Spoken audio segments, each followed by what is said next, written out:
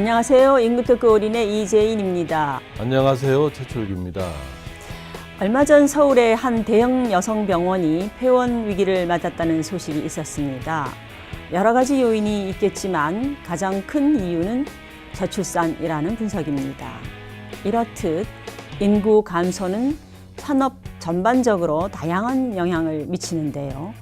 우리가 미처 느끼지 못하는 동안 대한민국 산업에는 어떤 변화가 생겼을까요? 오늘의 주제를 화면으로 먼저 만나보시겠습니다.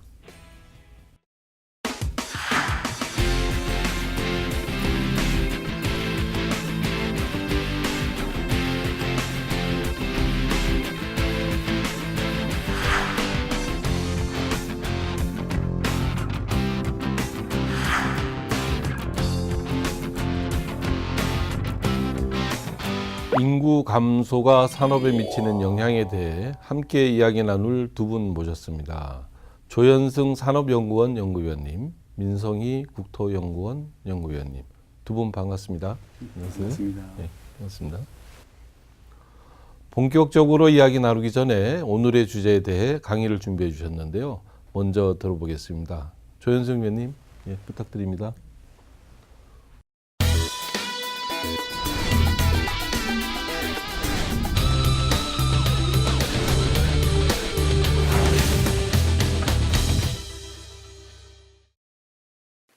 네, 오늘 인구 구조 변화와 서비스 산업에 대해서 말씀을 드릴 산업연구원의 조현승입니다. 인구 구조 변화, 그러니까 저출산과 기대 수명 증가로 인한 고령화는 반드시 이제 우리나라만의 현상은 아니고 전 세계적인 현상입니다. 그리고 특히 이게 이제 우리나라에서는 아직은 진행 상황이 많이 진행이 된 거는 아니지만 굉장히 빠른 속도로 진행되고 있다는 점 때문에 상당히 큰 사회적인 문제가 이슈로 자리를 잡고 있는데요. 2000년대에 들어와서 특히 우리나라의 그 고령화가 빠르게 진행이 되고 있습니다. 인구 자체는 완만하게 증가하지만 고령층의 인구의 비중이 굉장히 높아지고 있습니다.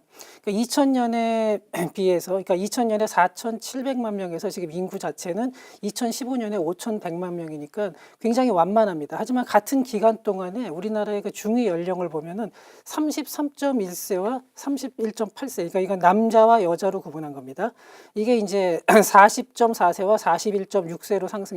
그리고 이 기간 동안에 65세 이상의 인구의 비율이 7.22%에서 2017년 8월에는 이제 14%에 이제 도달했습니다. 이래서 고령화 사회에서 고령 사회로 우리나라가 진입하게 되었습니다. 인구 구조 변화, 아마 이 그림은 상당히 익숙하실 겁니다. 그러니까 피라미드형에서 낙엽형으로 갔다가 이제 그 낙엽형 중에서도 특히 위쪽이 더 높은 낙엽형. 이게 이제 2030년까지의 인구 변화를 보고 있는데요. 이 이후에도 2045년, 60년을 보게 되면은 고령층의 비중이 더더욱 높아지게 됩니다. 고령층이 늘어난다고 해서 이제 사람들이 현재 나이 드신 분들, 이 기존의 고령층이 그대로 숫자가 늘어나는 것만을 생각을 하시는데 사실은 그 고령층의 증가가 그 고령층의 질적 구성의 변화까지도 이야기를 합니다. 그러니까 기존의 고령층과는 여러모로 성격이 다른 베이비 부머가 드디어 이제 65세로 접어드는 시점이 바로 2020년입니다. 그러니까 내년부터는 베이비 부머가 이제 연금을 본격적으로 받기 시작하는데, 베이비 부머라는 거는 어떤 거냐면은 주로 이제 이건 우리나라만 있는 것은 아니고 전 세계가 다 베이비 부머가 있는데, 주로 전쟁을 겪으면서 전후에 미루었던 결혼이나 출산을 전쟁 이후에 다시 재개하기 시작하면서 갑자기 아이들이 늘어나는 현상이 이제 베이비 붐입니다. 그리고 우리나라는 6.25 전쟁 이후인 6.25 전쟁이 끝나고 나서 사회가 안정이 되면서 1955년부터 63년까지 태어난 세대가 베이비 붐 세대입니다.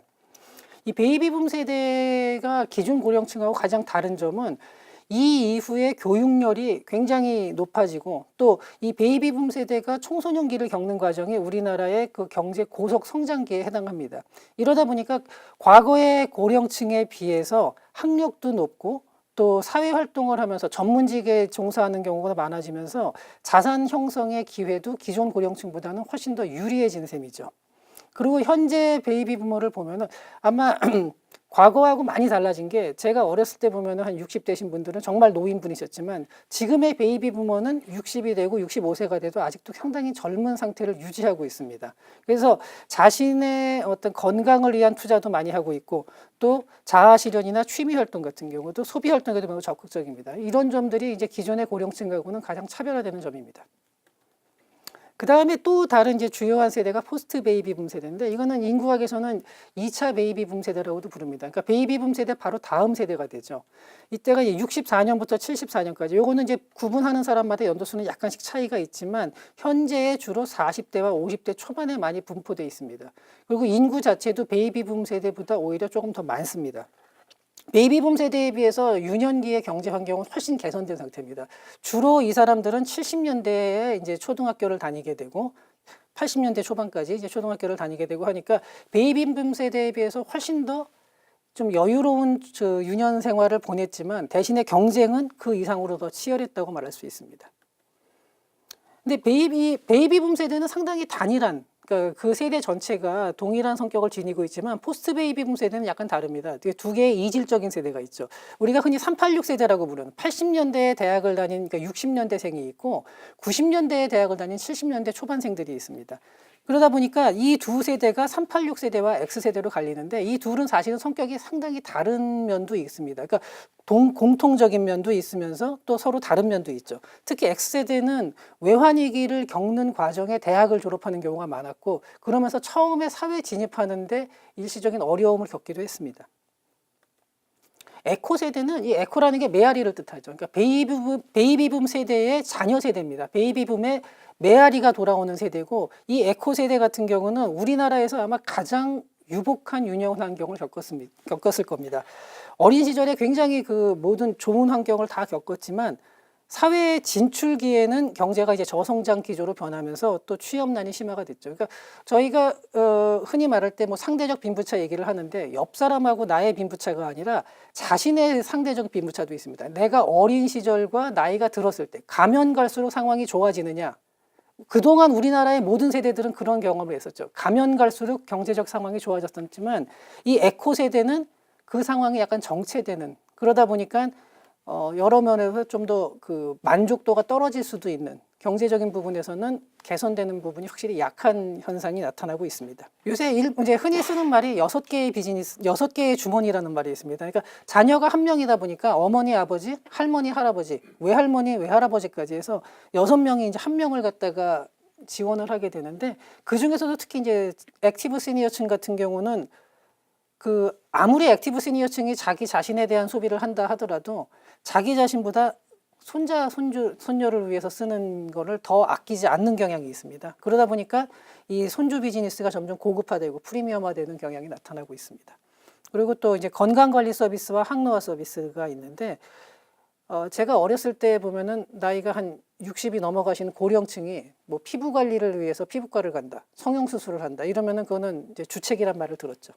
하지만 지금 피부과나 성형외과에 가보시면은 한 60대나 뭐 심의원은 70이 넘으신 분들도 쉽게 찾아볼 수 있고 남성분들도 얼굴에 뭐 검버선이 생긴다든가 이런 부분을 제거하는 거는 그거는 뭐 주책이 아니라 오히려 지금은 그게 하나의 남한테 보이는 예의라는 식으로 생각하는 분들도 많이 있습니다. 그러니까 특히 이런 고소득층 노인분들을 중심으로 이러한 서비스들이 굉장히 활발해지고 있습니다.